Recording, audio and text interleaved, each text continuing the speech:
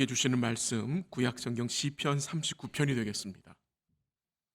구약 성경 시편 39편 제 성경은 830면입니다. 구약 성경 시편 39편 Old Testament Psalms chapter 39 1절부터 13절까지 하나님 말씀을 읽어 드리겠습니다. 시편 39편 1절 하나님 말씀입니다.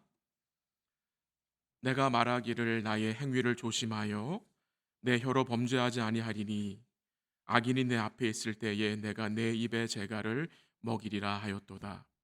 내가 잠잠하여 선한 말도 하지 아니하니 나의 근심이 더 심하도다. 내 마음이 내 속에서 뜨거워서 작은 소리로 읊조릴 때에 불이 붙으니 나의 혀로 말하기를 여호와여 나의 종말과 연한이 언제까지인지 알게 하사 내가 나의 연약함을 알게 하소서. 주께서 나의 날을 한 뼘 길이만큼 되게 하심에 나의 일생이 주 앞에는 없는 것 같사오니 사람은 그가 든든히 서 있는 때에도 진실로 모두가 허사뿐이니이다. 셀라. 진실로 각 사람은 그림자 같이 다니고 헛된 일로 소란하며 재물을 쌓으나 누가 거둘는지 알지 못하나이다. 주여 이제 내가 무엇을 바라리요? 나의 소망은 주께 있나이다. 나를 모든 죄에서 건지시며 우매한 자에게서 욕을 당하지 아니하게 하소서. 내가 잠잠하고 입을 열지 아니함은 주께서 이를 행하신 까닭이니이다. 주의 징벌을 나에게서 옮기소서. 주의 손이 치심으로 내가 쇠망하였나이다. 주께서 죄악을 책망하사 사람을 징계하실 때에 그 영화를 좀먹음같이 소멸하게 하시니 참으로 인생이란 모두 헛될 뿐이니이다. 셀라. 여호와여 나의 기도를 들으시며 나의 부르짖음에 귀를 기울이소서. 내가 눈물 흘릴 때에 잠잠하지 마옵소서. 나는 주와 함께 있는 나그네이며 나의 모든 조상들처럼 떠도나이다. 13절 같이 합니다. 주는 나를 용서하사 내 떠나 없어지기 전에 나의 건강을 회복시키소서. 아멘. 소망 가운데 새해를 시작하게 하신 우리 주의 은혜를 찬양합니다. 우리의 모든 소망을 구원의 근원 되신 주님께 두고 우리 사랑하는 성도님들이 올 한 해도 이 세상 풍파에 흔들리지 마시고 복음에 견고히 서서 주님께 영광 돌리는 복된 삶이 되셨으면 좋겠습니다. 시편 39편은 다윗의 시편입니다. 하나님은 다윗을 통해서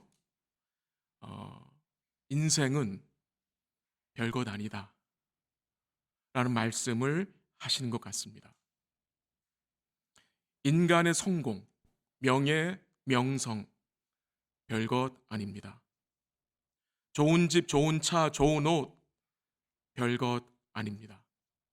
물론 사랑하는 성도들이 좋은 집을 사고 좋은 차를 사는 것에 대해 축하해주고 그런 마음을 가지고 있지만 부러워할 이유는 하나도 없습니다.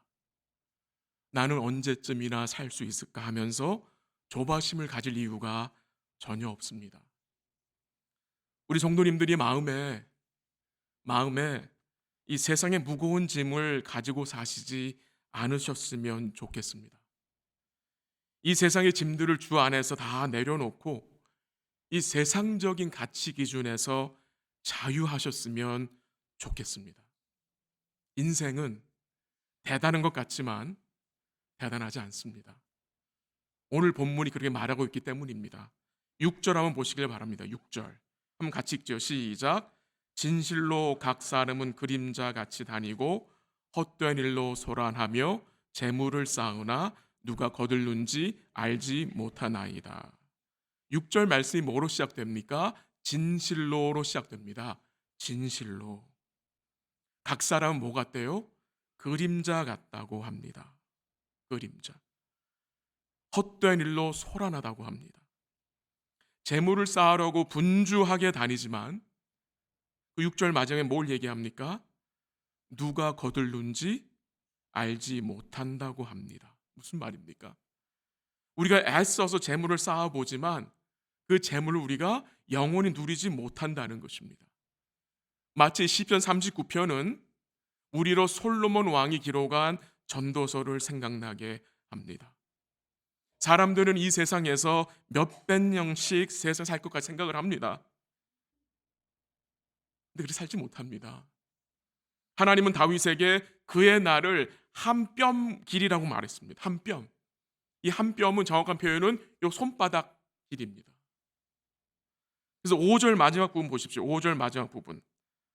사람은 그가 든든히 서 있는 때에도 진실로 모두가 어떻대요? 허사뿐이니이다. 하나님 말씀입니다. 사람이 든든히 서 있는 것 같은데 보니까 뭐래요? 허사다. 이 허사라는 말은 입김이란 말입니다. 입김. 아무것도 아니라는 말이죠. 이 입김은 눈에 보이지도 않습니다. 금세 없어집니다. 추운 날 밖에서 후 하면 어떻게 됩니까? 물론 입김이 보이지만 몇 초 안에 사라져 버립니다. 세상에 얼마나 많은 사람들이 한번 세상적으로 든든히 서보려고 애를 쓰고 살아갑니까? 근데 성경은 그 든든히 선 것 역시 허사라고 말합니다. 세상적으로 든든히 선 거나 서지 못한 거나 차이가 없다는 말입니다. 그래서 11절 마지막에 뭐라고 말합니까? 참으로 인생이란 모두 헛될 뿐이다라고 성경은 증거하고 있습니다. 근데 오늘 우리 사랑하는 성도들이 제가 전하는 말씀을 오해하지 않으셨으면 좋겠습니다. 인생이 입김이다 허사라 해서 아무것도 하지 않고 일도 하지 않고 그냥 마음대로 살라는 말씀이 아닙니다. 성경은 성도가 회의주의자로 허무주의자로 비관론자로 살라고 말하지 않습니다. 오늘 본문의 핵심은 이 세상의 눈에 보이는 이 세상 것들만을 추구하고 그것에만 모든 가치와 소망을 두는 것을 헛된 것이라고 말하는 것입니다. 오늘 본문은 우리에게 영원한 것에 우리의 마음을 쏟는 법을 가르쳐 줍니다. 먼저 오늘 본문에 드러난 다윗이 고통 중에 있는 것 같습니다. 그 힌트를 어디서 받느냐? 1절입니다. 1절 보십시오. 1절 중간에 보면 악인이 내 앞에 있을 때에 라는 표현이 나옵니다. 악인이 내 앞에 있을 때에, 즉 악인의 공격을 받고 있다는 말입니다. 고통 중에 있다는 말입니다. 13절에 보면 뭐라고 말합니까? 마지막에 나의 건강을 회복하소서. 아마도 다윗이 육신의 질병으로 고통을 당하고 있는 것으로 생각됩니다. 그래서 여러 가지 일로 인해서 다윗이 힘들었어요. 그래서 3절 보십시오. 3절. 내 마음이 내 속에서 뜨거워서 작은 소리 읊조릴 때에 뭐가 붙어요? 불이 붙는데요. 자신이 처한 상황이 너무도 힘들고 답답해서 이 속에서 불이 올라온다는 말입니다. 불. 그러니까 화가 난다는 말이죠. 화가 목에까지 치밀었다라는 그런 표현인 것 같습니다. 우리 사랑하는 성도 여러분, 우리가 힘들 때에, 우리가 고통 중에 있을 때에 우리는 어떻게 반응하며 살아갑니까? 우리가 힘들 때 가장 쉽게 할 수 있는 일이 무엇입니까? 아마도 그것은 말로 불평하는 것일 겁니다. 말로 불평하는 것. 다른 사람을 탓하거나 하나님을 원망하는 일입니다. 근데 오늘 본문에 보면은 다윗은 대적의 공격으로 인해서 또한 육신의 고통으로 인하여 힘들 때에 어떻게 반응을 했습니까? 한번 보십시오. 1절 마지막에 뭐라고 말합니까? 악인이 내 앞에 있을 때에 내가 내 입에 재갈을 먹이리라. 무슨 말입니까? 침묵하겠다는 말입니다. 말하지 않겠다고 합니다. 2절에 내가 잠잠하여 라고 했습니다. 9절에 내가 잠잠하고. 여러분 이상하지 않습니까? 악인이 내 앞에서 나를 공격하고 있는 다윗은 무슨 결정을 내립니까? 내 입에 재갈을 먹이고 내가 잠잠하겠다고 결심합니다.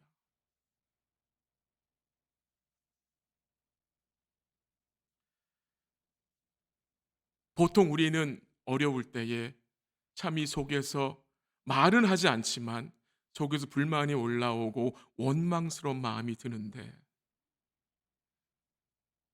그렇게 원망을 다 쏟아내고 나면 그럼 어떤 일이 생깁니까?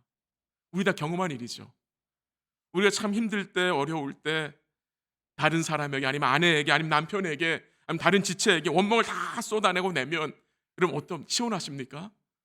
물론 약간의 시원함이 있을 수 있어요. 근데요, 불만을 쏟아내면 우리 마음에 주를 향한 감사가 사라지게 됩니다. 주를 향한 감사가 사라지게 되면 주의 은혜를 사모하는 마음을 잊어버리게 됩니다. 주의 은혜를 사모하는 마음을 잊어버리게 되면 기도하지 못하게 됩니다. 결국 말씀을 멀리하게 됩니다. 우린 여기에도 다 경험이 있는 자들입니다. 그래서 어려울 때에 하나님 앞에서 믿음으로 침묵하는 것이 필요합니다. 그래야 기도할 수 있습니다. 그래야 주의 은혜를 사모할 수 있습니다. 다윗은 그가 당한 어려운 시간들을 통해서 인생의 의미를 깨닫게 되었습니다. 한번 4절 보시죠. 4절. 4절 같이 읽죠. 시작. 여호와여 나의 종말과 연한이 언제까지인지 알게 하사 내가 나의 연약함을 알게 하소서. 그 4절 전반부에 여호와여 나의 종말과 연한이 언제까지인지 알게 하소서라는 이 기도. 여러분, 이 기도는 단순히 하나님 제가 몇 살까지 살다 갈 겁니까? 라는 것을 묻는 게 아닙니다. 지금 다윗이 하나님 앞에 나의 종말이 언제입니까? 나의 연한이 언제까지 묻는 것은 하나님 날 불러가신 그 날까지 내가 무엇을 위해서 살아야 합니까? 내가 어디에 가치를 두고 살아야 합니까를 묻는 것입니다. 그게 중요한 것입니다. 다윗은 지금 하나님 앞에 침묵하면서 자신이 어떤 존재인지를 하나님께 알게 해달라고 기도하는 것입니다. 자신이 어떤 존재를 깨달았어요. 다윗이 5절에 보니까 하나님 어떻게 말씀하세요? 주께서 나의 날을 한 뼘 길이만큼 되게 하셨다. 한 뼘 길이 무슨 말입니까? 내 인생이 아주 짧다는 말입니다. 내 인생이 아주 잠시라는 말입니다. 그래서 6절에서는 진실로 각 사람은 그림자같이 다닌다고 했습니다. 그러면서 다윗이 어떤 기도를 합니까? 4절 마지막에 나의 연약함을 알게 하소서라고 기도합니다. 나의 연약함을 알게 하소서. 우리도 이런 말 자주 하죠. 저 연약해요. 저 부족합니다. 라는 말을 자주 합니다. 근데요, 우리가 함께 인정해야 될 것이 무엇이냐? 우리가 말로는 저는 연약합니다라고 하나, 말로는 연약한 자라고 하지만 마음으로는 내가 연약하다는 사실을 인정하지 않으려고 할 때가 많습니다. 다윗도 그랬습니다. 입술로는 연약한 자인 것을 인정하나 속으로는 자신의 연약함을 인정하지 못할 때가 많은 것입니다. 이게 죄인의 모습입니다. 우리는 우리의 연약함을 죄를 짓는 일에 핑계로 사용할 때도 있고요. 우리는 연약하다는 이유로 감당해야 할 일을 하지 않으려고, 또한 책임을 회피하려고 사용할 때도 있습니다. 왜 다윗이 하나님 앞에 이런 기도를 했겠습니까? 왜 다윗이 하나님께 내 연약함을 좀 알게 해달라 기도했겠습니까? 그 이유는 아주 간단합니다. 그 이유는 자신의 연약함이 마음으로 잘 인정이 되지 않기 때문에 그렇게 기도한 것입니다. 자기 스스로 강하다고 착각하고 살기 때문에 다윗은 하나님께 자신의 연약함을 깨닫게 해달라고 간구한 것입니다. 맞죠, 여러분? 그렇죠? 내 자신의 연약함을 아는 것은 하나님의 구원의 은혜입니다. 구원의 은혜입니다. 또 다윗이 하나님께 나의 연약함을 알게 해달라는 이유는 다윗이 하나님께 나아가기 원했기 때문입니다.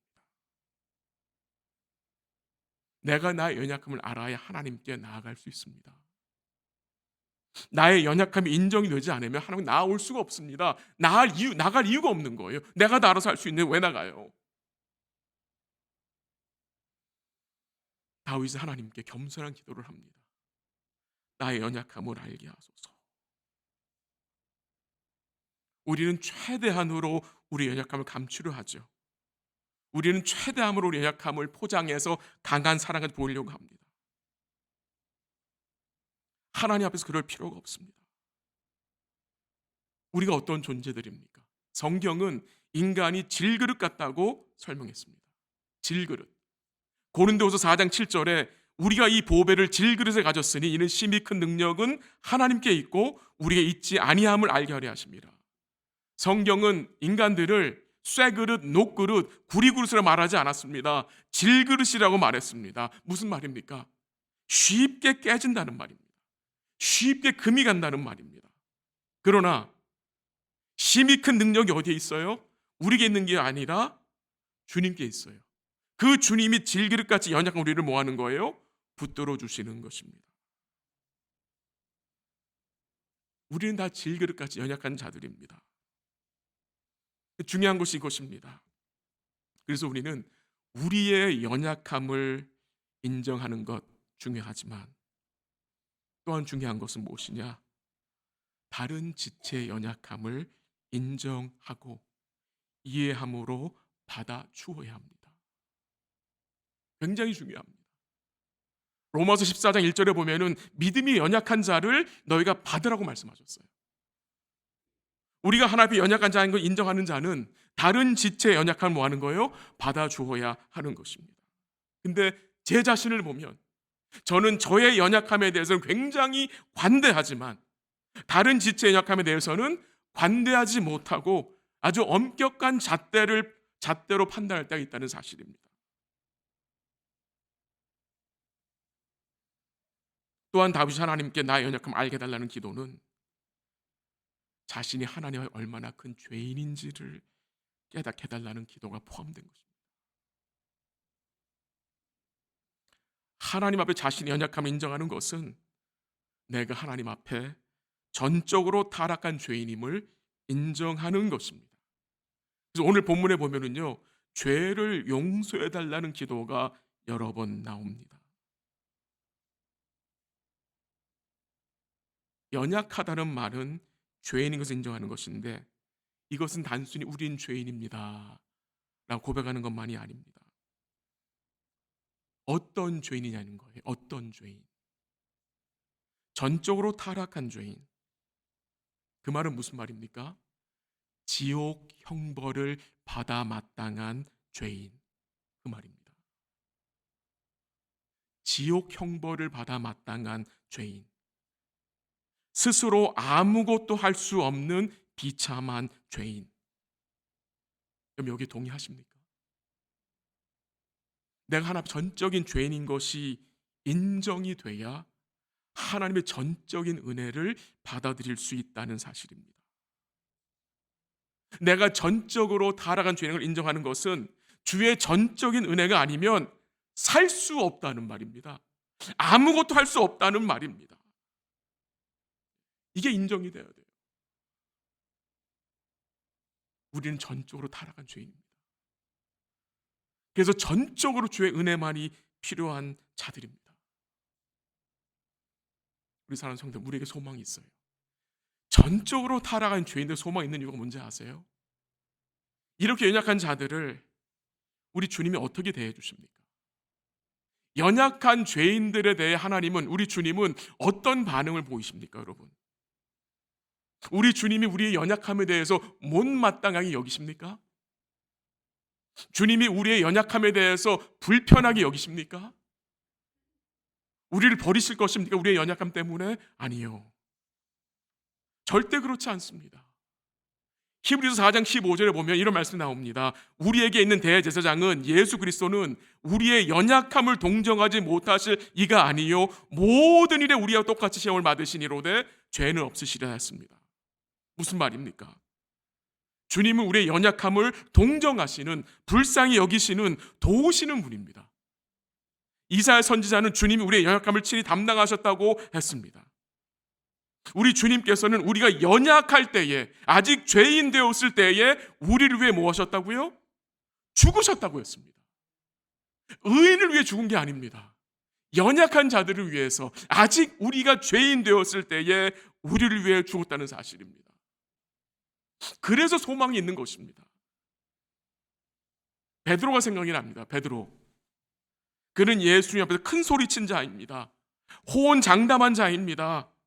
자신은 연약하지 않다고, 스스로 강하다고 큰 소리친 자입니다. 다른 제자들은 다 예수를 버려도 자기는 버리지 않겠다고 큰 소리쳤습니다. 베드로는 주님께 말했습니다. 내가 당신과 함께 감옥에도 가고 당시 죽는 데까지 가겠다고 큰 소리쳤습니다. 그러나 주님은 이 베드로의 연약함을 이미 알고 계셨습니다. 주님 베드로에게 말씀하셨습니다. 내가 너를 위하여 내 믿음이 떨어지지 않기를 기도하였노니 너는 돌이킨 후에 내 형제를 굳게 하라 말씀하셨습니다. 그 베드로의 큰 소리가 며칠 갔습니까? 단 하루를 가지 못했습니다. 반나절에 무너져 버렸어요. 그래서 주님 베드로를 버리셨습니까? 어디 하셨습니까? 주님은 그 베드로를 여전히 사랑하셨고 부활하신 후에 베드로에게 찾아오사 그를 다시 회복시켜 주셨습니다. 주님은 우리의 연약함을 아시고 은혜로 우리를 돕는 분이심을 우리 성도들이 기억하시기를 바랍니다. 구약의 엘리야 선지자, 어떤 자입니까? 하나님의 능력을 가진 자입니다. 그가 하나님의 말 선포했을 때 비가 오지 않았어요. 그가 하나님의 능력으로 850명의 바알 선지자들을 무찌른 자였습니다. 근데 그가 그 당시 여왕인 이세벨의 말에 어떻게 합니까? 완전히 꼬꾸라져서 도망쳐 버렸습니다. 그리고 하나님한테 뭐라고 말했습니까? 나 좀 죽여주시오. 나를 좀 죽여달라고 말했어요. 얼마나 연약한 자입니까? 근데 주님이 엘리야를 어떻게 하셨습니까? 불쌍히 여겨주셨습니다. 그런 연약한 엘리야를 주님은 포기하지 않으시고 다시 붙드셔서 다시 위로하시고 회복시키셔서 다시 세워주셨다는 말입니다. 하나님은 엘리야의 연약함을 동정하셨고 은혜를 베푸셔 주셨습니다. 우리 주님이 이런 분입니다. 우리 주님은 연약한 우리를 진심으로 받아주시는 분입니다. 주님은 우리의 연약함을 아심에도 불구하고 긍휼을 베풀어 주시는 분입니다. 주님은 우리가 내일 또 모레 다음 주에 넘어질 것을 알고 있음에도 불구하고 은혜를 베풀어 주시는 분입니다. 그래서 주께 소망을 두어야 하는 것입니다. 왜 우리가 하나님 앞에서 우리 연약함을 인정하는 것이 중요하고 필요한 것입니까? 그래야만 주께 소망을 둘 수 있기 때문입니다. 나의 연약함이, 나의 죄인됨이 인정되지 않으면 주께 소망을 둘 수 없기 때문입니다. 7절 한번 보십시오. 7절 한번 같이 읽죠. 7절 시작. 주여 이제 내가 무엇을 바라리요? 나의 소망은 주께 있나이다. 오늘 사랑하는 성도님들이 이 고백 오늘 하나 하실 수 있겠습니까? 나의 소망은 주께 있나이다. 이 고백은 그냥 나오는 것이 아닙니다. 내가 철저하게 하나님 앞에 연약한 자임이 인정되어져야, 내가 하나님 앞에 철저한 죄인임이 인정되어져야 이 고백을 할 수 있는 것입니다. 이 고백은요, 우리 눈에 보이는 이 세상의 부와 명예가 잠시 있다가 사라지는 입김 같고 그림자 같은 것임이 인정되어져야 주를 진실하게 소망할 수 있는 것입니다. 주님이 우리의 인생의 주인과 목적이 되어야 주께 소망을 둘 수 있는 것입니다. 주께 소망을 두어야 고통과 어려움 가운데 잠잠할 수 있습니다. 소망 없이면, 소망을 주께 두지 않으면 입을 벌릴 수밖에 없습니다. 다 뱉어낼 수밖에 없어요. 9절 한번 보시죠. 9절. 한번 9절 같이 읽습니다. 시작. 내가 잠잠하고 입을 열지 아니하면 주께서 이를 행하신 까닭이니이다. 다윗이 하나님 앞에서 잠잠하고 입을 열지 않을 수 있는 이유가 있어요. 그게 무엇입니까, 여러분? 주께서 이를 행하신 까닭이다. 무슨 말입니까? 내가 지금 대적 앞에 있는 거, 내가 지금 육신의 고통이 있는 거, 나의 지금 삶이 어려운 것이 주의 다스림 안에 있다는 사실입니다. 그것이 인정이 돼서 입을 잠잠하는 것입니다. 이해가 되십니까? 내가 지금 당하는 이 어려운 현실, 주님께서 허락하신 현실임을 믿고 그 주님이 허락하신 현실이기 때문에 그 어려운 환경 가운데, 그 상황 가운데에 주님이 은혜 주실 것을 믿는다는 말입니다. 우리가 이 땅에 살다 보면요, 우리가 주님을 따라가다 보면 우리는 우리가 원하는 상황보다 우리가 원하지 않는 상황을 더 많이 만나게 하십니다. 정말 그렇습니다, 여러분. 내가 정말 원하는 상황은 그렇게 많이 안 생겨요. 보통 내가 원치 않는 상황이 더 많이 생깁니다. 그 말이 주의 다스림이 없어서가 아니라 주의 다스림 안에서 그런 상황을 주님이 허락하시는 것입니다. 왜 그런지 아세요? 왜 사랑하시는 이 다윗에게 하나님이 이 어려운 상황을 허락하시는 것입니까? 이 상황을 통해서 주님이 다윗을 낮추시기 위해서, 이 상황을 통해서 하나님이 다윗의 교만과 자아를 꺾기 위해서, 이 상황을 통해서 하나님이 다윗이 가지고 있는 그 헛된 욕망, 그 영혼을 좀먹는 헛된 욕망을 꺾기 위해서, 그리고 온전히 주께 소망을 두게 하기 위해서 허락하시는 것입니다. 여보가 아니고요. 왜 여보가 갑자기 나옵니까? 여러분, 사랑하는 성도 여러분, 그만큼 제가 제 아내를 사랑한다는 말이겠죠. 네, 지금 아내가 여기 없죠. 우리 사랑하는 성도 여러분, 새해가 된다고, 2020년이 된다고 우리 어려운 현실이 확 바뀝니까? 바뀌지 않습니다. 저는 우리 성도의 삶의 그런 어려운 현실이 바뀌었으면 참 좋겠습니다.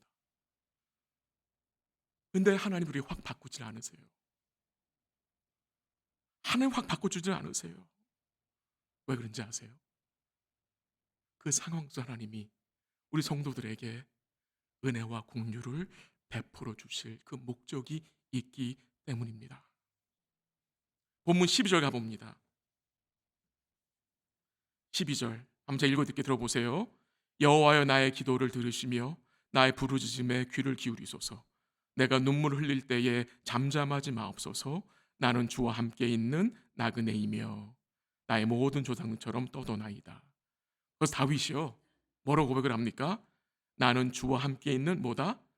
나그네라고 고백을 합니다. 주께 소망을 둔 자는 주와 함께하는 나그네입니다. 우리 사랑하는 성도 여러분, 우리는 주와 함께하는 나그네입니다. 무슨 말입니까? 우린 지금 주님과 뭐하고 있는 것입니까? 아직 여행 중입니다. 아직 주님과 걷고 있는 상황입니다. 지금 주님과 함께 본향을 향해서 가고 있는 상황입니다.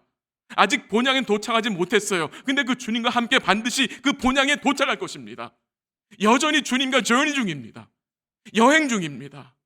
이것을 믿는 것입니다. 주께 소망을 둔 자의 삶이 어떤 삶입니까? 지금 나의 삶이 어렵지만, 지금 나의 삶에 고통이 있지만 여전히 나는 주와 함께하는 나그네임을 고백하는 것입니다. 주와 함께하는 나그네, 이게 무슨 말입니까, 여러분? 이건 단순히 주님 나와 함께 하시는 의미가 아닙니다. 그 이상입니다. 나와 함께 하신 그 주님, 편에 내가 서겠다는 고백입니다. 나와 함께 그 주의 말씀 편에 내가 서겠다는 고백입니다. 주께 소망을 둔 자는, 믿음으로 주와 함께하는 나그네는 이 인생의 모든 것을 말씀의 가치관을 가지고 생각했다는 것입니다. 그것이 믿음인 것입니다. 나와 함께하는 주님, 그 주님 편에서, 그 주의 말씀 편에서 인생을 보고 인생을 해석하겠다는 것입니다. 판단 기준이 이 세상의 가치관이 아니라, 나의 생각이 아니라 주의 말씀이고 주의 뜻이라는 말입니다. 그 마음을 가진 자가 정말 주와 함께하는 나그네입니다. 덧없는 이 인생, 이 정말 손바닥 길이만큼 짧은 이 인생,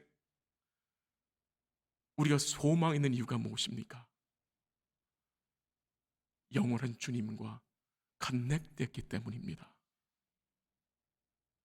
영원하신 주님과 예수님을 통해서 연결되었기 때문에, 하나님과 우리가 관계를 맺고 살기 때문에 우리에게 소망이 있다는 사실입니다. 그 소망을 가진 성도는 이제 반드시 그의 말씀을 통해서 인생을 재조명하셔야 합니다. 그래서 이번 2020년 주제가 뭡니까? 두루마리를 갖다 먹으라. 좀 갖다 드십시오. 말씀을 가질러 오십시오. 가질러 오세요. 갖다 드셔야 합니다. 갖다 먹어야 합니다. 제가 먹여드릴 수가 없어요. 가질러 오세요. 와서 드세요. 꼭꼭 씹어 삼키세요. 영혼의 양식을 드십시오. 어제 어떤 성도와 대화하면서 참 너무나 감사한 마음이 들었어요. 그 성도 이렇게 고백이래. 목사님, 올 한 해 제가 성경을 한번 읽어보겠습니다. 한번 신구약 통독해보겠습니다. 기도해 주세요. 너무나 감사하죠. 어제 저녁서 그 기도를 했어요. 하나님, 그 성도가 올 한 해 동안 이 말씀을 잘 통독할 수 있도록 은혜와 긍휼로 함께 해주세요. 너무나 복된 기도 제목 아닙니까? 성경 읽을 수 있도록, 통독할 수 있도록 기도해 주세요. 우리 사랑하는 성도 여러분, 우리는 우리 예수님 안에서 이제 무엇이 영원히 가치 있는 건지 아는 것입니다. 무엇이 주님 안에서 영원히 가치 있는 것이 무엇인지를 우리가 아는 자들이 되었어요. 우리가 무엇을 위해 창조되었는지, 무엇을 위해 구원받은 자들인지를 알게 된 게 얼마나 감사한지 모릅니다. 말씀을 정리합니다. 한 뼘밖에 되지 않는 인생, 이 짧은 나그네 인생길에서 여러분과 제가 어떤 가치관을 가지고 살아야 합니까? 오늘 여러분의 이 소망이 어디에 지금 두어져 있습니까? 이 세상입니까? 아니면 저 하늘 주님입니까? 여러분 자신을 돌아보시길 바랍니다.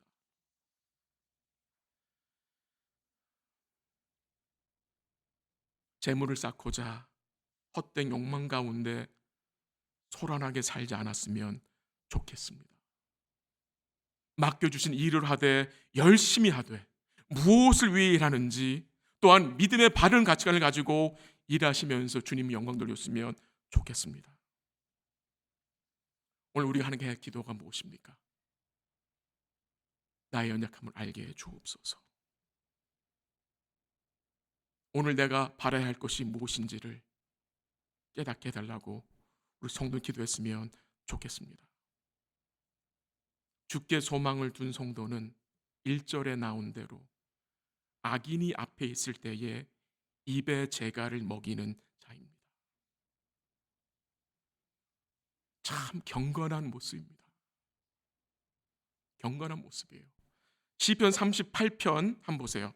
바로 앞에 있는 거 15절 보십시오. 15절. 15절 아니고 13절입니다.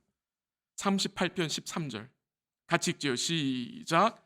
나는 못 듣는 자 같이 듣지 아니하고 말 못하는 자 같이 입을 열지 아니하오니. 시편 38편도 다윗의 시편입니다. 뭐라고 말합니까? 다윗이 뭐라고 말해요? 귀머거리 같이 살겠다는 말입니다. 벙어리같이 살겠다는 말입니다. 듣지 못하는 자 같이, 말하지 못하는 자 같이 살겠다는 말이에요. 무슨 말입니까? 때로는 우리가 좀 귀머거리가 돼야 돼요. 때로는 우리가 벙어리가 돼야 돼요. 예전에 들었던 마음 아픈 말로 여러분 더 이상 괴로워하지 마십시오. 잊어버리시면 좋겠어요. 잊어버리시면 좋겠어요. 그 예전을 더 이상 입으려지 않으셨으면 좋겠어요. 여러분 자신을 위해서, 여러분 자신을 위해서, 여러분의 영혼을 위해서 예전에 아팠던 것 더 이상 기억해내지 마시고요. 그 일에서 더 이상 얘기하지 않았으면 좋겠어요. 그게 우리 삶에 필요한 것 같아요. 왜? 주께 소망을 두었기 때문에. 들었다 해도 안 들을 것 같이 여기고, 그렇죠? 이 삶이 오늘 우리 교회에, 우리 송 삶에 필요한 것 같아요. 사랑하는 성도 여러분, 이제 우리는 연약함으로 인해 감사하면 좋겠습니다. 감사. 도리어 우리의 연약함을 자랑하면 좋겠습니다. 올 한 해 우리 사랑하는 성도들이 연약함을 통해서 도리어 주의 강함을 경험하면 참 좋겠습니다. 주의 족한 은혜를 풍성히 누리고 나누면 좋겠습니다. 이런 복된 삶으로 우리 주님이 인도해 주실 것을 믿고 이번 한 주간도 온 성도들이 주께 소망을 둔 자답게 하나님 앞에서 행위를 조심하며 하나님 앞에서 믿음으로 침묵하면서 하는 복된 삶을 살아가시기를 주의 이름으로 간절히 기도합니다. 주의 성찬에 참여하겠습니다.